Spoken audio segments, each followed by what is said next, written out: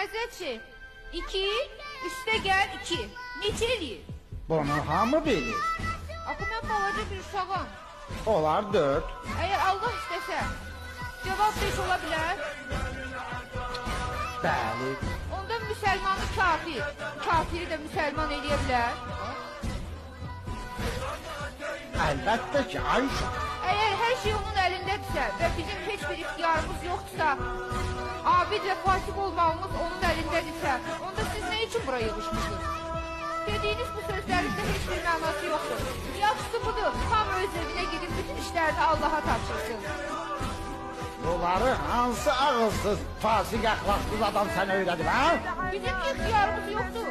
Gəldim Allah özü. O uşağı tutun zəncirli. Onun bədəninə şeytan girir.